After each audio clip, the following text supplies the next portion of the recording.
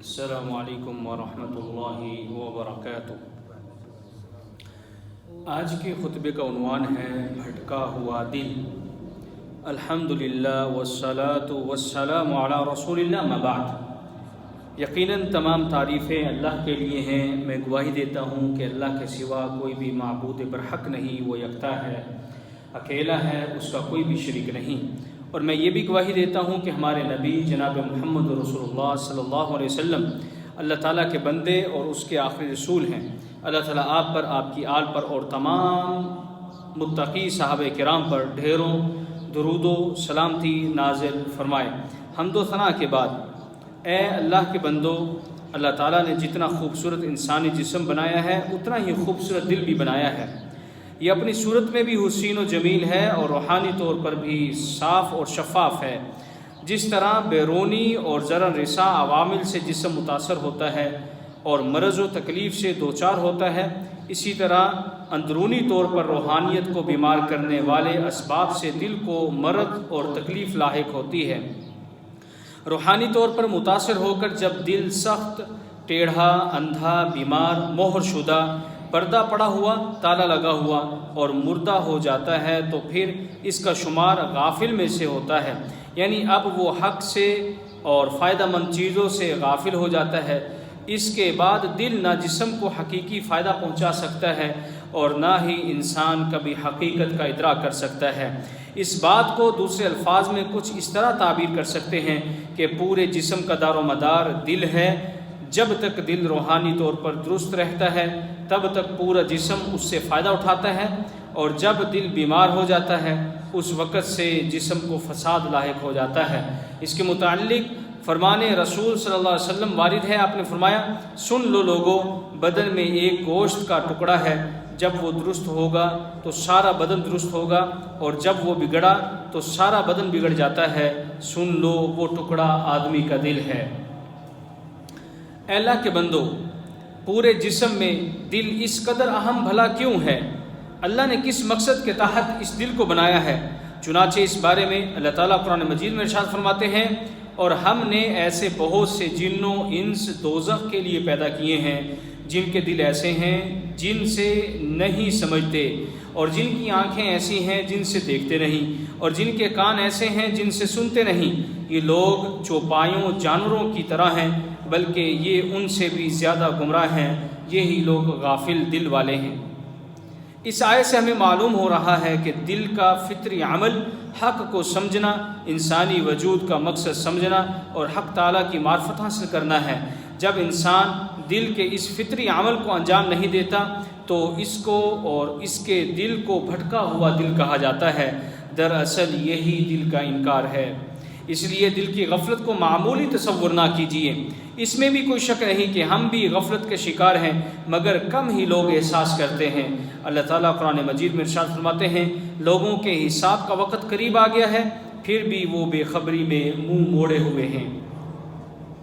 اس آیت کی روشنی میں ہم جائزہ لیں کہ کتنے لوگ دین پر صحیح طور پر عمل کر رہے ہیں، مقصد حیات اور دین کے تقاضے پورے کر رہے ہیں، اور آخرت کی فکر کے لیے اور آخرت کی فکر کر کے اس کی تیاری میں کتنے لوگ لگے ہوئے ہیں؟ جواب ہوگا، بہت تھوڑے۔ ہم نے دل کی غفلت کا یہ مرض کیسے پا لیا؟ کیا یہ اچانک جسم کو لگ گیا؟ نہیں، ہرگز نہیں۔ ہم نے اس کے لیے بہت محنت کی ہے۔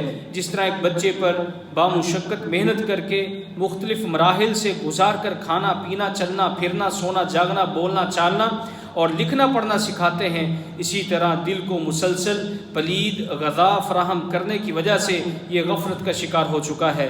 ہم فرائض چھوڑتے ہیں، شاعر اسلام سے روگردانی کرتے ہیں، کفر و نفاق اور معصیت و گناہ کے کام کرتے ہیں، تو ان کاموں سے دل پہ غفلت کا پردہ پڑ جاتا ہے۔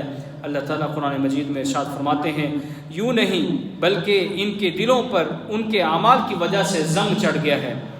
جناب ابو ہریرہ رضی اللہ تعالیٰ عنہ کی روایت ہے، آپ صلی اللہ علیہ وسلم نے ارشاد فرمایا، بندہ جب تک کوئی گناہ کرتا ہے تو اس کے دل میں ایک سیاہ نقطہ پڑ جاتا ہے، پھر جب وہ گناہ کو چھوڑ دیتا ہے اور اللہ سے معافی مانگتا ہے تو اس کے دل کی صفائی ہو جاتی ہے، یعنی سیاہ دبہ مٹ جاتا ہے، اور اگر وہ گناہ دوبارہ کرتا ہے تو سیاہ نقطہ مزید پھیل جاتا ہے، یہاں تک کہ اس کے پورے دل پر چھا جاتا ہے۔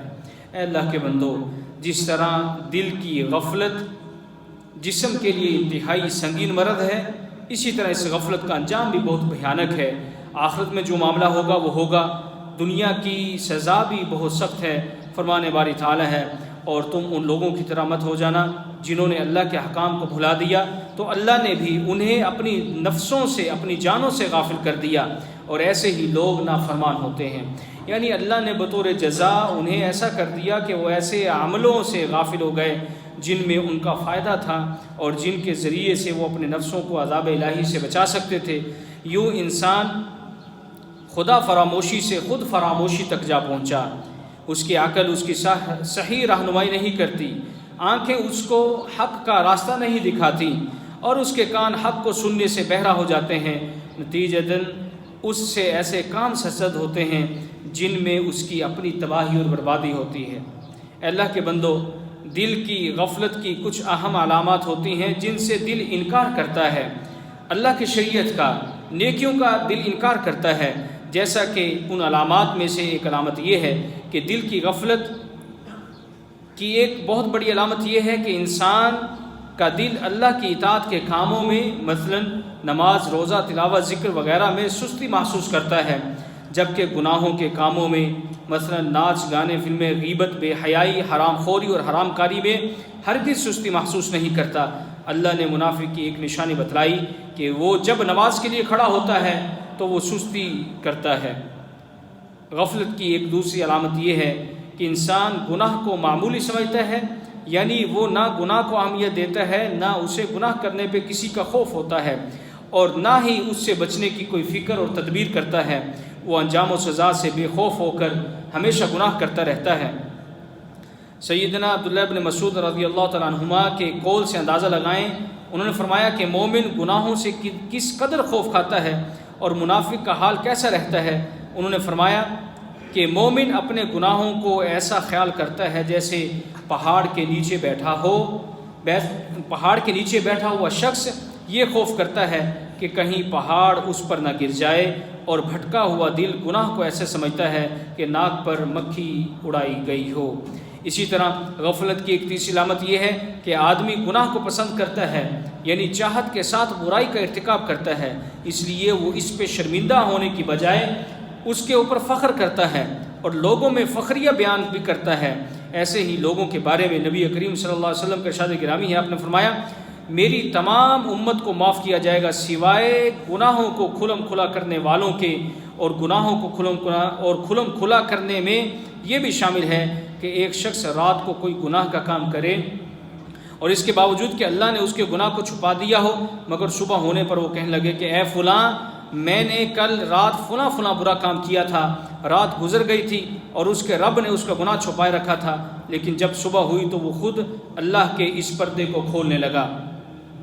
غفلت کی ایک علامت یہ بھی ہے کہ انسان مقصد حیات کو بھلا کر زندگی کو بے فضول، بیکاری اور فضول کاموں میں صرف کر رہا ہو۔ آج کل بہت سے لوگ دنیاوی محبت اور معاشرتی رواج کے حساب سے گپ شپ، لا یعنی کام، سیر و تفریح اور وقت کو بے مقصد سمجھ کر چغل خوری، غیبت اور محفل و بازار کو بلا مقصد آباد کرنے میں لگے ہوئے ہیں۔ اللہ کے بندو، کسی کو اگر اللہ نے دولت دی یا عہدہ و منصب دیا یا سماج میں شہرت و مقام دیا تو اس کا مطلب یہ نہیں کہ وہ غافلوں میں سے نہیں ہے۔ دنیا کی نعمتیں گنہگاروں کو بھی ملتی ہیں۔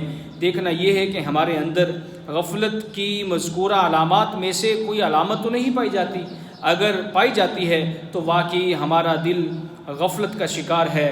اب سن لیجئے کہ اسلام نے دل کی غفلت کا علاج کیا بتلایا ہے، تاکہ ہم غفلت کا علاج کر کے دل کو ایمان و تقوی اور سکون و راحت والا بنا سکیں۔ اے اللہ کے بندو، دل کی غفلت کا سب سے کارگر علاج اللہ کا ذکر کرنا ہے، کیونکہ اللہ تعالیٰ قرآن مجید میں ارشاد فرماتے ہیں، یاد رکھو کہ اللہ کو یاد کرنے سے ہی دل کو تسلی ہوتی ہے، اور رسول اللہ صلی اللہ علیہ وسلم کا ارشاد گرامی ہے، آپ نے فرمایا ہر شخص کا دل اللہ تعالیٰ کی دو انگلیوں کے درمیان ہے، اگر وہ چاہے تو اسے حق پر قائم رکھے اور چاہے تو اسے حق سے منحرف کر دے۔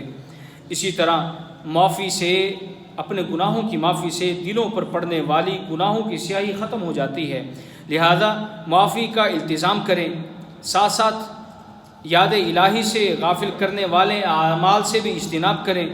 دنیا کی چاہت اور اس کے حصول اگر ذکر الہی سے تمہیں روکتا ہے تو اس سے رک جائیں، چنانچہ اپنے اندر سے حرص مال اور دنیا طلبی نکال پھینکنا ہے، کیونکہ اللہ تعالیٰ کا فرمان گرامی ہے، اے مسلمانوں تمہارے مال اور تمہاری اولادیں تمہیں اللہ کی یاد سے غافل نہ کر دیں، اور جو ایسا کرے گا وہ بڑے ہی نقصان والے لوگوں میں سے ہوگا۔ جس کا دل قرآن کریم کی تلاوت کرنے اور سننے میں لگتا ہو اور قرآن کریم کے وعدے، نصیحتیں اور وعیدیں اور زجر و تنبیہات اس پر اثر انداز ہوتی ہوں، تو وہ جان لے کہ اس آدمی کا دل زندہ ہے، ورنہ اس کا دل مردہ ہے۔ اللہ تعالیٰ مجھے اور آپ سب کو قرآن و سنت سے مستفید ہونے کی توفیق عطا فرمائے۔ سبحان ربک رب العزت عما یصفون وسلام علی المرسلین والحمد للہ رب العالمین۔